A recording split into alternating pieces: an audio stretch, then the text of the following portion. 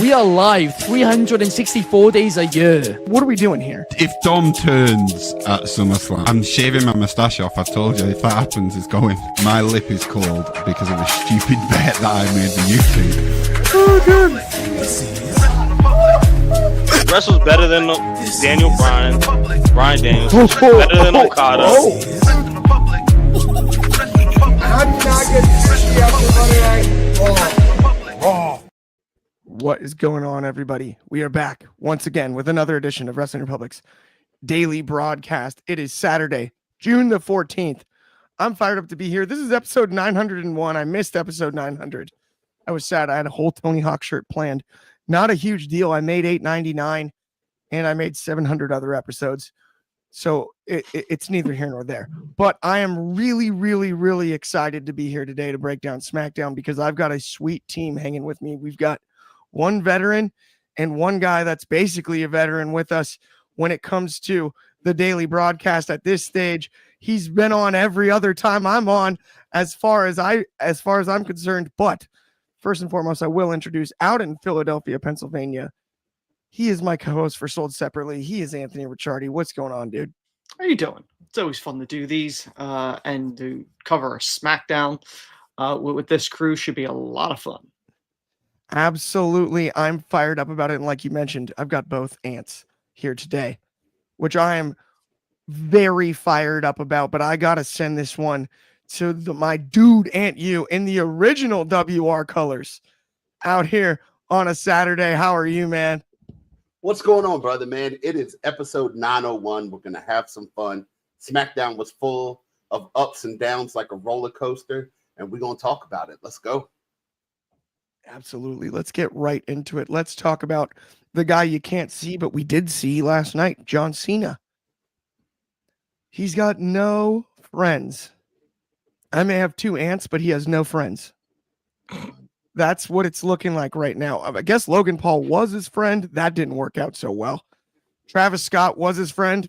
Can't really make it. He's tied up. He's touring. The Rock. Ooh, I don't know. It's a little sketchy. Maybe was his friend. Maybe Rollins and them. I don't know. But we do have Cody Rhodes. We do have Randy Orton. Definitely not his friends. Maybe friends with each other. Guys like that. I don't know. Everybody gunning for Cena. I kind of dig it. King of the Ring wise. A little bit odd. We didn't see a title defense at Money in the Bank, but I might have overshadowed some things. And Jey Uso had one opportunity to main event. One more before he finally lost the title, I guess. So we did that. But Anthony, talk to me about what we saw last night between Cena and all his not new friends. In fact, none of them are his friends. Yeah, that's the big thing. When you're the world champion, everyone should be gunning for you. And with Cena as a heel, it works. It works with everyone gunning for him. Cody wants his belt back that he feels was stolen from him at 41, and you can argue that it was with Travis Scott's interference. Orton wants his back, and he hasn't been he was on the shelf for a long time, so obviously he wants a world title again. It's been a long time since he's been world champion. And he much told Cody, he's like, listen, you know I care about you, but I'll drop you to get to him. And, that was real, genuine, truth, or Ron Killings, if you will. He's got an axe to grind. It ain't about the title for him. It's about getting his hands on Cena. And then you have Punk, who delivered a great promo, I think. I think the best line of this, and I think this is relatable, was, and I wrote this down, which I never do, want to make sure I get it right. The truth is, in the old saying, that you tell a strong man a lie to bother him, but you tell a weak man the truth that offends him. And that was in reference to Cena plugging the whole Punk will be a hypocrite when he goes to Saudi Arabia, which is a smart play because that's the whole internet buzz of like, he's going to Saudi Arabia, he's a hypocrite. It's a smart move as a heel for Cena because he dangled that with hopes that Punk would be, well, now I can't get a title shot because I don't want to go to Saudi. So, it works with this situation where everyone's gunning Cena and he's the lone man. The crowd's against him, which they were for the most of his career anyway, other than it was always 50-50. Now it's 90-10 against him at this point, and everyone else is against him, and the clock is ticking to preserve the history of the business, the title, which I've gone on record. He's losing it in his last match. The title is not leaving with him. The history is not leaving with him. The lineage that started with Buddy Rogers is not leaving with him. Okay, it's really interesting because you said I agree with basically everything you said, especially about the clock ticking and especially about all of that. But you made a really funny reference, and I'm not even trying to like throw it back in your face when you said that you tell the truth to a weak man because it will bother him. You lie to a strong man, right? No pun intended. My only thing with Ron Killings last night was there was a little too much truth, and I don't mean the literal truth. There was a little too much truth in Killings' interview for me, or like his promo, I guess, right? There was just a little bit too much lingering our truth, like that's his comfort zone on the microphone. And I wanted to see full Ron Killings. I didn't feel like we got all of that. I'm not totally sure, but Ant, you made a lot of really great points there because I'm in agreement with you. I'm going to ask Ant you, and then let's us three like really conversate and vet this because there's a lot to talk about here. But what did you think about Cena and all of his challengers? They're all gunning for him last night. So I'm going to go the other way than Anthony, right? Heavy is the head that wears the crown. I feel like for so long, the holder of that title has just had, your traditional waterfall of challengers, right? It's this guy, then it's going to be this guy, then it's going to be this guy. I like the fact that everybody is gunning for him. You want to call yourself the GOAT, you're the never before seen 17, well, you got to deal with everybody. And so not knowing who his next challenger is going to be, it's going to be super fun. And it's just watching Cena on this roller coaster of emotions. He's down, he's up, he's down, he's up. He doesn't know if he wants to go back to being good again. And everybody is after him. He's getting attacked by Ron Killings. I like what they're doing with Ron Killings, right? Like he is sitting there and he's just like, no, I'm here because you hurt truth and I'm going to protect truth. So the whole schizophrenia aspect of it, of just, just like, no, the guy, the happy-go-lucky, everyone loves guy, you made me come out.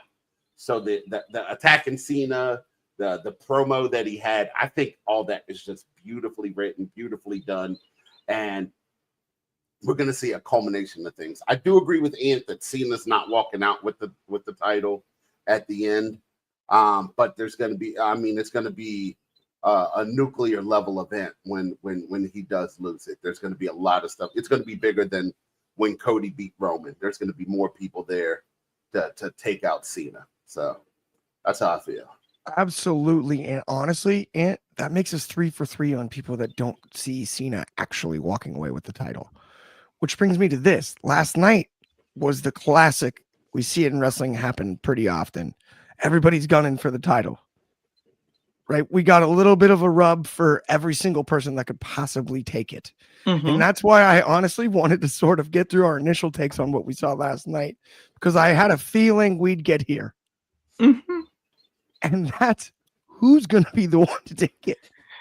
It's where we're at. So I'll start with you, Anthony. It's wild because prior to all this, I felt Cody's the one. It would make sense. Cena's passing the torch. Cody is the new face of the company. The rah-rah. The kids love him. I assumed Cody was the guy. Now with the Ron Killing stuff, you're kind of like, I wouldn't be opposed for Truth to take, or Ron Killings to take the title and maybe Cena even winning it back and then dropping it to Cody as like, oh, you thought the history was safe? Oh, no. And then he does his rematch and gets the title off of Truth. And then the clock is counting down, and then you get the Cody. Prediction. You know what I mean? Because that's what I'm saying. Like it would be unexpected. Everyone expects, okay, Cena's going to retire with 17. Cena can retire with 18. Well, and He if can- you he can- trade it really quick, it's stat padding too. It kind of dogs Orton. You've got that It- rivalry there. That's what I'm saying. Like, to me, that's a Well, logical that's move. not a terrible idea at You all. give Ron Killings the moment. He deserves at least one WWE Championship reign before he calls it his WWE career over. No one would expect it. Everyone goes, "Oh, he's going to lose the Cena again." You saw how Cena squashed him the last time, but he's not facing R-Truth. He's facing Ron Killings, the former NWA World Champion. Honestly, D- you've got my that to creative me is- mind flowing, Ant. Yeah. What if you did it this way? What if you had that be how you announce Cena's on the board or something like that? You announce Cena's future position within WWE, whether it's kayfabe or not. Do it that way. Then give him authority, and he goes, "Oh no, like there is the rematch clause, but even if there's not," and then he wins. Scummy gets the title back, 18 titles. I'm still taking it, and then I'm gonna run the company while holding the belt and never defend it. That's the thing. And then he gets forced to. The Rock Right. gets overruled on the board that Cena has to defend his very last date. He has to defend the Boom. title, which is against Cody. Cody will be the logical one to take it. Right, Because- the second, yes. Roman would be the Oh, only other one. I don't think so. Yeah. So I like. Yeah, Here's let's my get thing. Anthony's pick too, because Cena said something last night that really stuck with me when he was talking about Seth Rollins not cashing in on him. You know, he was like, Seth wants me to walk away with this title because then he's the only champion in the company. Well, we all know they're gonna create another belt, right? They're gonna out with the old, in with the new. But I think that's setting up for something. I think that was like everything means something when they talk about it. And he brought up Seth Rollins for a reason. I think we're going to see Seth maybe with a failed cash in or an attempt cash in on Cena, which is going to build his nervousness, right? Cena already seems on edge, right? Turning the hat backwards, screaming at Nick Aldis. Like, we're going to see a breakdown of Cena before he loses the title. I like that idea too. The anxiety of Cena is something we didn't note today necessarily. Honestly, here's my thing. I don't know that he linked it to Seth last night. Mm-hmm. But here's my only fear is Seth isn't the guy to beat Cena. We can't have that. Yeah. Right. I wanted them to align after the initial 1, 2, 3. Seth's the third. I got to tell you, So- everything kind of got thrown Hang on. off with The- Cody losing. I don't think so because they're obviously doing Goldberg and Gunther. Mhm. So that's a little bit different. Terrible. That's what we're going to see. It's terrible, but I don't know how much Seth should affect this storyline other than Cena is loosely tied to him because of the Rock connection, right? Mm. And because of maybe that's how you get back to Rock Roman if that's ever going to happen, which it looks like it's not. I mean, for me, here's the deal. I think if John Cena's gonna lose, Cody makes sense for sure. Roman makes a ton of sense. Other than that, it's got to be somebody young. I just don't. Here's my only issue. I don't think Cena is done on the final date he just announced. I think if the heel character lasts that long, he's got to still be a liar. If he turns face before the final one, then maybe. But I don't think he wants to go out in a 1-year run unique character to what he established over the last 25 years. That just doesn't add up in my mind. And I think that there has to be a route to get back to that. I'm hoping it's somehow Mania. Something happens. The key here to me is going to be good writing and good storytelling. And we've seen a lot of that. But the key here is there's going to have to be some cleverness. We're going to have to get swerved because the unpredictability that we have in front of us is unique to this year compared to stuff we've seen post WrestleMania over the last 4+ years, I'd say. I feel like if he has the title, if he keeps the title, I think he is done on the last day, unless they keep him as a heel and he's like, well, screw it. I'm going to go for it again. I'm getting a rematch. I'm leaving with the belt. If he becomes a babyface, I just don't. keeping him as a heel No, is champ. but I don't think keep- there's enough time to make him back a babyface. But here's the thing: if you keep him as a heel, as champion, it doesn't make any sense for him to stay longer because that puts the title at risk that he could lose. And his big thing is he wants to leave with the title. So why would you extend the clock, putting yourself at risk? Yeah. As the champion, that's all I mean. As a heel. Absolutely. Well, I have horrible news. Somehow, all of our graphics are here except for the one for the next segment. Okay. So we are on the second segment now. Officially, I'm announcing it. Ignore the graphics on the side. Yeah. Entirely. Mhm. One very clearly did not upload. That's a slight technical difficulty. But Mhm. please don't ask more questions about John Cena because we're going to start talking about Tiffany Stratton and Nia Jax right now. Yeah. Okay. So we've got Naomi with the briefcase and everything. I can't stand it, Anthony, when people forget in wrestling.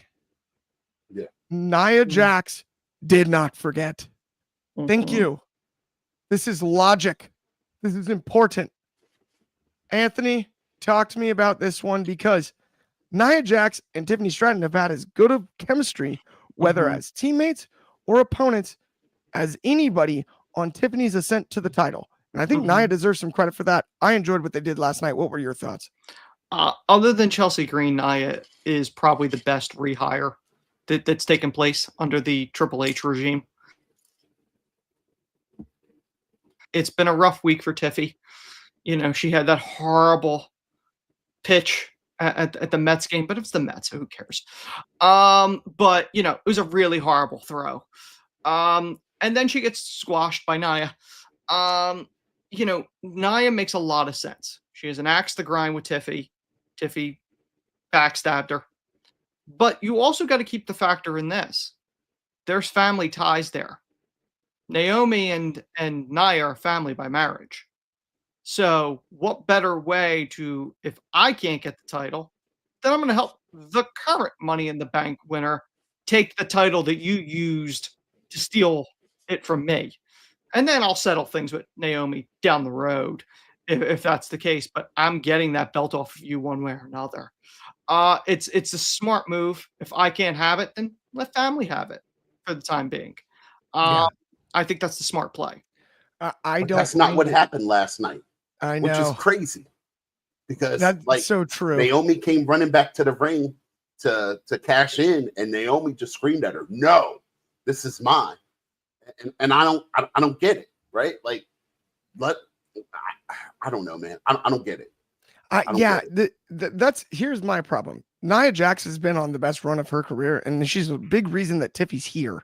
Mm-hmm. So I wanted to give credit there, and we've got a lot of comments like Shoddy, oh hell no, right? Like, and then we need to move on from the All Stars, love that guy, and then we need to move on from Tiffy and Nia. I hear those calls and everything. Here's my thing. I think Nia Jax deserves more credit than she gets and should be around this. I think that's where my head's at on it. Obviously, you mentioned the first pitch though, and Mm-hmm. I did want to bring that up because did you see it, didn't you? Yeah. Is it was- worse than 50 Cent? Is it the worst? I don't think it's worse than 50, but it's pretty But dang 50 close. bounced it, but she hit a photographer. But she put it over. Like she could have thrown that Not from the the plate mound. though.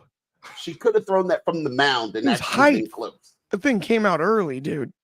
Yeah. Okay, here's the side one. Is it worse than the one we saw from Lashley? Oh, at Bobby Angel Lashley at Stadium, Angel Stadium is maybe the WrestleMania worst first pitch I've 39 ever seen. Is worse. Oh, I've never seen that good of an athlete make that. No, That was it's way hard. not That's that worse. bad. Yeah, that's Oh the no, worst Bobby one. Lashley, that was the first time Bobby has ever thrown a baseball. And I'm a huge Lashley fan, but don't do it again. Not without practice.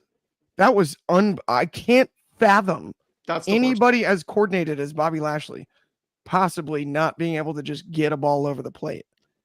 Can I tell strong. you? We watched this, and Clark almost dropped the beer that he just bought. I because it was that legitimately bad. almost fell down. I was like, you're kidding me. Io Sky throws a strike Yeah. And Bobby's maybe went 6 feet in the air. Yeah. No, I That's mean wild. total before it just was in the Oh. dirt and rolling into the opposing dugout. Bobby threw it sideways at like a 45-degree angle. It was not good.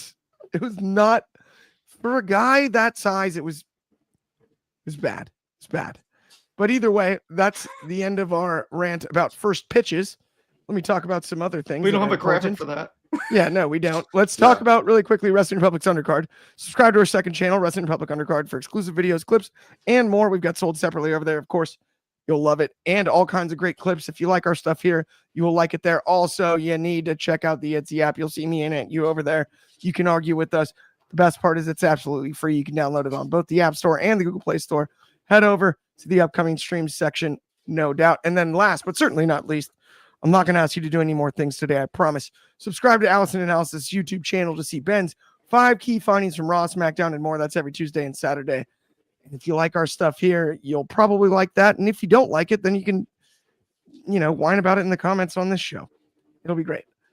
We're all friends here, though. Let's talk about, oh, man, Ant, I've been waiting to get this one to you.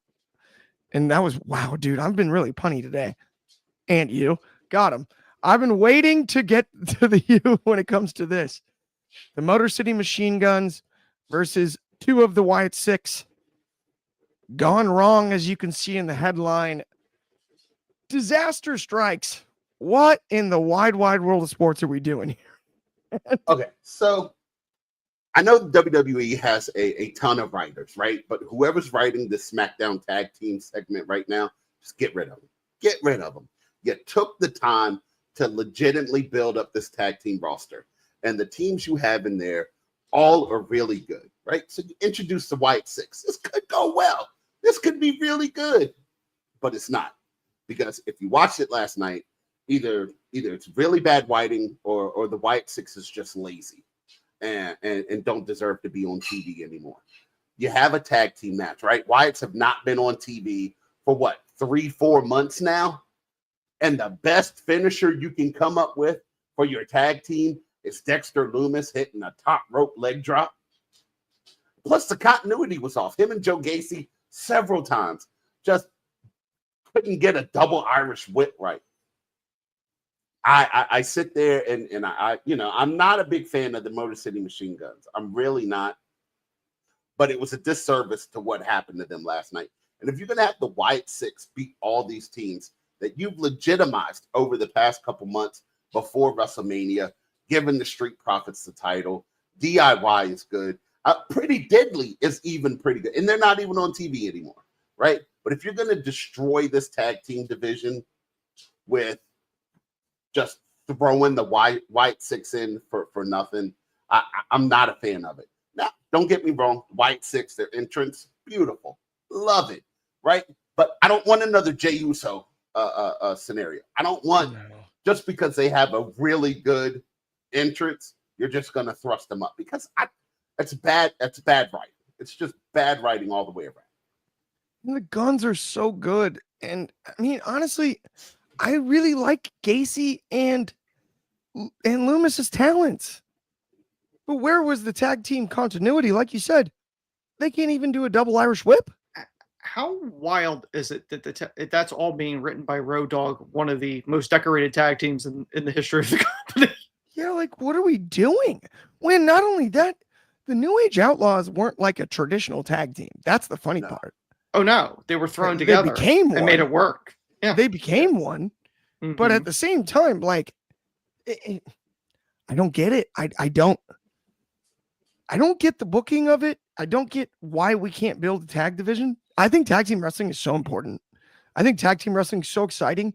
It's an opportunity to bend rules in a way you can't in a singles match. It gives you more room for booking. I think a healthy tag team division is just really important for a roster in general. I hate to harp on this, but you don't have a finisher.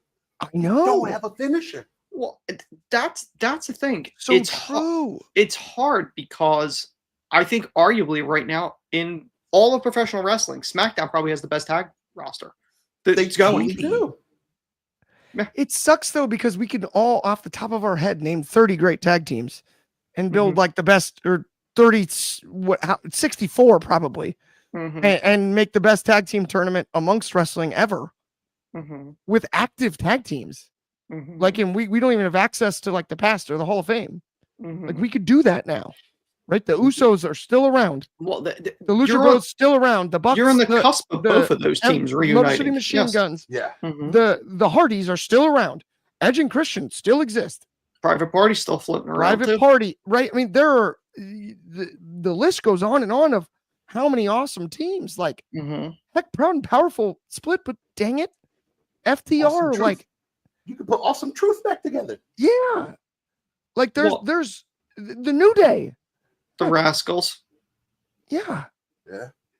It should be just an absolute time for tag team wrestling to shine.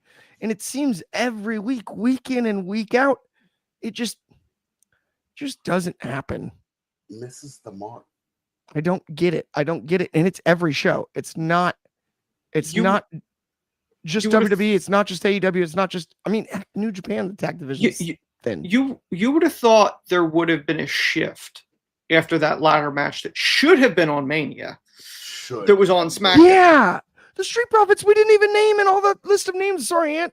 They are tag champs, yeah. Like, what? I mean, the Profits are awesome. Backstage segments are so much better than their in-ring work right now. Yeah. Honestly, we need to drop the cups again for the Profits, though. I just want to have fun again. I just want to have fun. Want the cups back. Technically, they were a heel team at one point, so it's not. Right. But still, can we just get the cups back? And like dance when they do their entrance.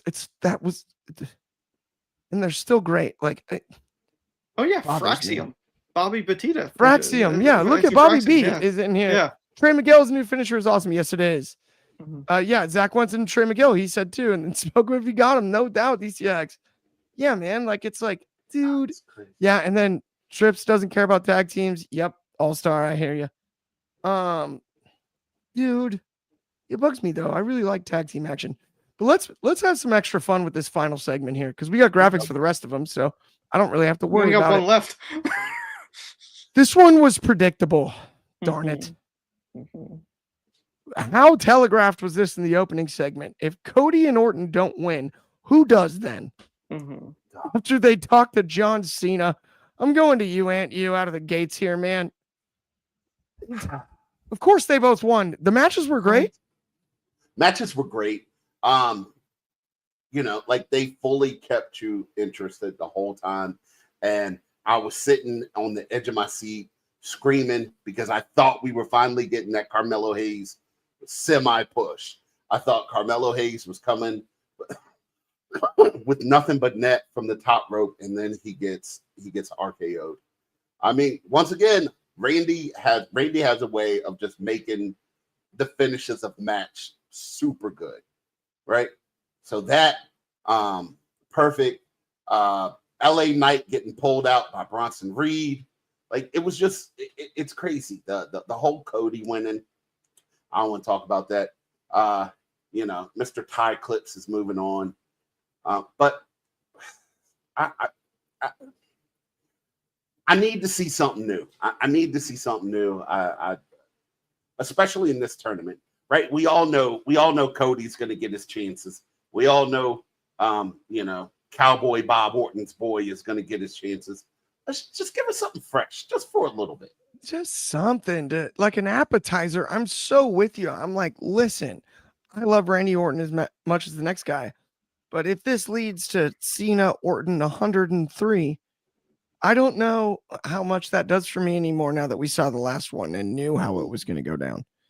And the Cody one, it's not happening at SummerSlam. Is it? He's not taking the title, I don't think. I don't know. It doesn't look like that. I'm not 100% sure. I will go, though, to our head of opinions and resident Cody Rhodes expert, Anthony Ricciardi. Give us some insight on that. You think Cody gets it done here? King of the Ring? Isn't that a little conceited for a guy that already wears 3-piece suits with tie clips? Well, that would fall in line for the eventual Homelander turn. He's already won the Saudi ring, didn't he? You know, with the Airbnb championship that got left in Saudi Arabia the last time they were there. So you know, they could go that route. It wouldn't shock me if they do Cody Cena at SummerSlam. I don't see him winning the title at SummerSlam unless that's part of perhaps a double turn. That Cody becomes the heel and Cena becomes the face, and you can kind of go that route, and then Cody can go off and feud with Punk or somebody else as a babyface. You know, you can go that route if you want. It doesn't shock me too much if this is what you're going towards, because again, it's a Saudi show. They get the big names. It's the big stuff. That's what you want. I do want to say, same when they did with Money in the Bank, the qualifying matches. I like the multi-man. I know that this is not something they normally do when it comes to King of the Ring. The King of the Ring tournament that we grew up with was an actual tournament. They were one-on-one matches. But because they're streamlining this, they're doing the Fatal 4-Way, which I think creates a unique perspective. They're matchups you normally wouldn't get. You normally would not see Andrade and Nakamura and Cody and, you know, these people all in the same match. Like, you're not typically seeing that outside of like a Royal Rumble or something. It's a mix of chemistry that kind of sort of works with this. So yeah. I was cool with these because they're different. And also the way they were doing it, and I don't know if this came off to you guys as well, I think the way they played it, because of the length of the matches, they played it like this is a big deal. Like, it matters to me to be king of the ring. And this was one of the things I praised when AEW did this with the Owen. That final match, it felt like this means something, that I'm fighting for something that matters. So serious. So for the King of the Ring, which used to have prestige, it used to be the marker, this is the next guy. This is the next one we are getting behind. Austin cutting his promo, you know, at 96. Stuff like that. It kind of lost its luster. Doing it this way and the winner getting a title shot at SummerSlam is the right way to do it, because it matters. It means something. Whether or not they win it at SummerSlam, that's neither here nor there. You know, you don't want a guaranteed win either. Same thing with the Rumble. You don't want a situation where it's like, oh, well, so-and-so won the Rumble. He's winning at Mania. She's winning at Mania. You don't want that either. It shouldn't be guaranteed. Money in the Bank works that way because you can cash in when the champion's vulnerable. You could do that type of stuff where it makes sense and it doesn't water down or you know, belittle that. And also, not all the Money in Bank winners win, as we know. Cena being one of them. You go right ahead. So as of right now, I mean, with that being said, and I love how you said that, Anthony, it means something now. Everybody watching, all you guys right here, need to drop down to your knees, clasp your hands together, look up to the heavens, and thank God for the new day. Yeah. Because if it wasn't for Xavier Woods, this match would not be back. Years and years, Xavier Woods said, bring it back, bring it back, bring it back. So true. Not to cut you off, Clark. I do want to say one very quick thing. And I think part of that, too, is Triple H recognizes how big of a deal the King of the Ring tournament was when he won it. Go ahead, Clark. All you. No, I was just going to say, I'm like, King Woods, it's just a great point. That's when this tournament started to come back. I mean, listen, we had a Hell in a Cell match post King of the Ring on Monday Night Raw, which you never see. Mm-hmm. Like, right. That's a lifelong stat. Xavier Woods was in a Hell in a Cell. He did it, right? There's only so many. And some of those waters have been muddied by some poor Hell in a Cell matches. I get. But it's still pretty big honor to have the ring crew have to bring in the cell and lower it and hang it above the ring, wherever it is. That's an expensive match. Yeah. So you're put in that spot for a reason, right?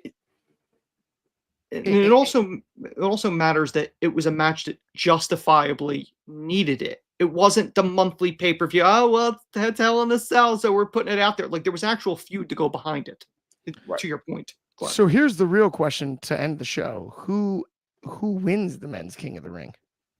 I'll start with you, Aunt You. I think it's going to be Cody. I mean, I hate to say it. They love Cody in Saudi. That's why he won. That's why he beat Gunther.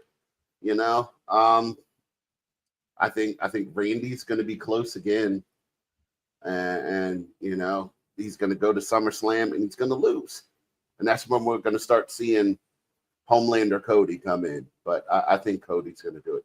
And I'd just like to point out that I think the women's Queen of the Ring is being booked so much better than the men. It is. It's like not close.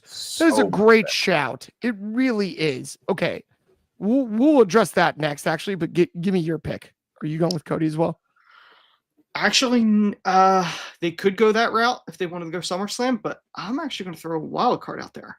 I could see Sammy winning it, especially with Gunther. Especially with Gunther with the World Heavyweight title again, because you can make that argument of I ended your run as Intercontinental Champion, and you can go that route, and then you know maybe he wins it, and Seth cashes in on him because at some point that title's going to Seth. It's just a matter of when, not if. So and imagine the pop in Saudi if Sammy wins King of the Ring there. So Sammy's opponent in the semifinals is Randy, or is it Cody? There's a fourth, isn't there? Isn't there four people? There's a fourth, Who is isn't there? the fourth? I'm actually lost on this. Let me Google. I don't remember. Yeah, Sorry. because they threw Jey Uso in it. Yeah, Are we going to get Jey Uso versus Sammy in You the might. semifinals? That would That sounds too accurate. right. Where's my Adderall? I need something to pick. I mean, listen, having Sammy beat maybe Orton or beat somebody, Orton or Cody at Saudi would be a big deal. Be unexpected. It might not be clean because maybe Cena prevents or somebody prevents Cody from winning to protect himself or whatever. You could go that route. Or if Sammy does turn heel, that Seth's group helps him win, and then Seth turns on him, take the title. Is Sammy going to turn DCX heel with Warlord. Seth, or is he going to turn That's heel when with Sammy turns heel on Jay. Yeah. But does he turn heel with Karrion or Seth? I would think Seth would be the logical one because of Heyman, but I don't DCX Warlord has the update. Randy's facing Sammy on Friday. Okay. And then who's Cody facing? Because there's a fourth. Yeah. I don't think Wouldn't it be Jay? Friday, is it Jay? Because Jay didn't win the thing yet. No. That's be anybody. Monday. That's Monday, yeah. That's Monday. There is The one more. semifinals might be Friday, though. Both semifinals might be Friday. That's fast. Okay, now I'm confused. Okay, this is really funny because we talked about this, and I loved the point you made earlier, Anthony. Philly Ant. Me, yes. Yeah, you. About the multi-man matches. My only problem with that is, though, we are actually perplexed at this stage. A traditional tournament would be nice. We've also had a year where traditional tournaments get criticized.